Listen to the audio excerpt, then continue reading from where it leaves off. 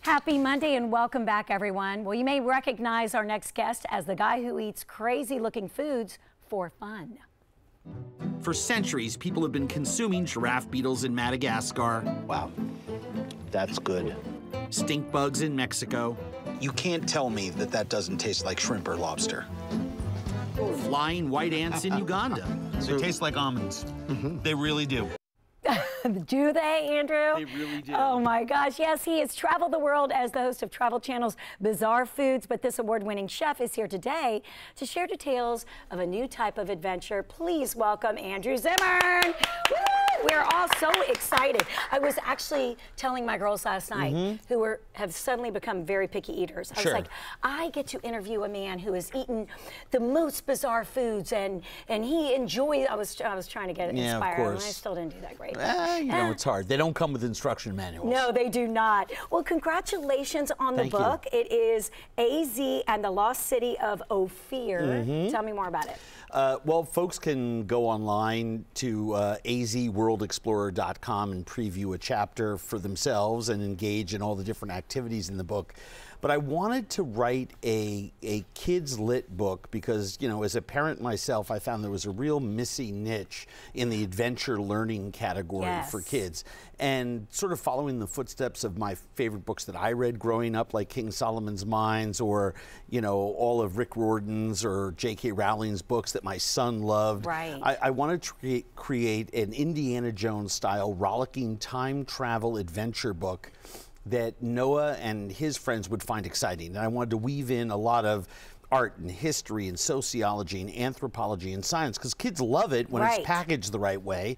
And I also wanted a young protagonist who comes into the book as not a very likable young guy. He's got a lot of problems, trouble relating to others, trouble relating to his parents, problems in school, not living up to his potential, and a lot of messaging inside of his head that I think a lot of kids, in fact, I feel most kids all feel that somehow they're not getting the instruction book for life every day that they think is slid under the door for every other kid.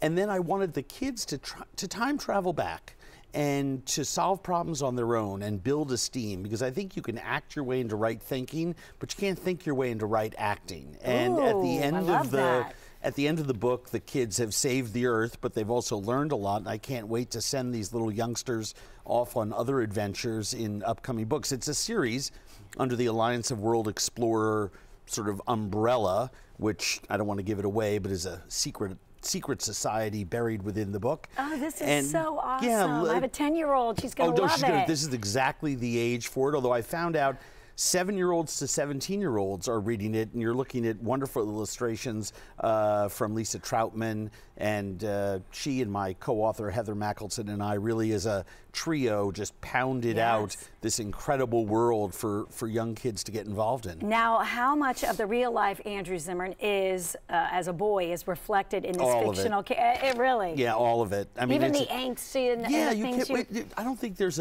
an adult alive who, looking back, can't articulate a lot of negative feelings and a lot of negative thoughts that go through our heads when we're growing up. I think it's our job as parents and educators and, you know, inspirers and connectors to help draw that out. I have adult friends who have a hard time being transparent in life or asking for help, which is a sign of strength, not of weakness. And so when young AZ realizes in the book that he can rely on his friends to help get them through the perilous times, it's really a great lesson for him. And, you know, this is not ham-fisted. It's not parental. There's no other agenda here, but I think it's a rollicking thrill ride for kids. It's now #1 on Amazon in its category. That is fantastic. But we need everyone to go buy the book because a large portion of the proceeds go to benefit No Kid Hungry to help solve food insecurity issues for kids these days. And I just couldn't be more excited about it. And people can come see me at the Barnes & Noble in Buckhead. Tonight. 7 p.m. tonight. I'm with Kim Severson from the New York Times, who lives here, and So I'm really excited about it. Atlanta is such a great town. I love coming here. I can tell. I mean, you're so passionate about it, and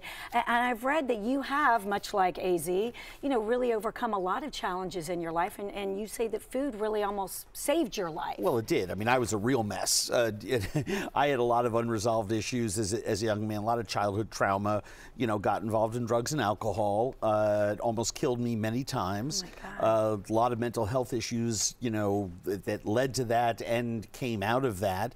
But now 27 years sober. And oh man, that's incredible. I think a lot of that has led me to want to do things like write books like this for young people that they can learn a lot from, and hopefully vocalize some of their angst, ennui, and free-floating anxiety that every human being has. Absolutely, but I think you really hit the nail on the head, especially not just what we went through growing up, but now with social media and that extra added component of pressure and you know, keeping up with what the other kids are doing. I mean, look, everyone nowadays is time poor. You know, many people are economically poor. Support for children in schools is waning. It's not growing. Right. Mental health counselors that used to be working in public schools a generation ago, that literally has been wiped out of budgets. We have to work on mental health parity laws for young people and for adults alike. We are underserving a huge portion of our national population, and just in some small way, I think just talking about it, as Lady Gaga did last night at the Grammys, I think is a really important thing. Right, we need to get the conversation going. All right, lastly, tips for us parents to help our children, you know, branch out and try new things. How do we do it? I think for those that are already behind the 8 ball with picky kids, you have to get your children involved in meal preparation and in meal selection.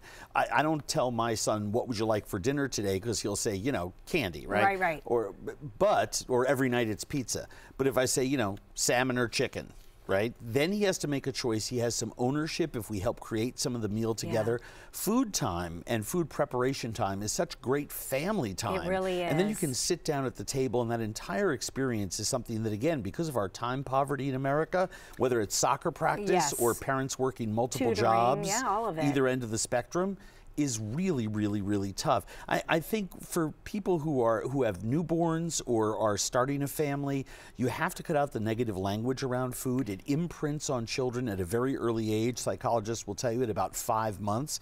And remember, kids are not wired from a genetic standpoint to not eat stuff. They're wired actually to eat everything. Go tell a mother in Japan that kids don't eat fish. I mean, kids grow up eating fish. So you have to vary their diet, and you have to be the example to them for that. Right, good. Oh, such great tips. I'm going to make sure I play this right around dinner time as they're eating whatever I make tonight. Thank you so much. Well, thank you. Such Lovely a to pleasure. be with you. Lovely to have you. And remember, you can catch Andrew at a book signing. It's later tonight, Barnes & Noble in Buckhead. For more information, pick up a copy of that book. As he mentioned, a large portion of the proceeds goes to one of my favorite charities. We always do a yearly event. It's No Kid Hungry. Please make sure it's azworldexplorer.com. Make sure you pick up one today. Thank you so much. Thank you. Awesome.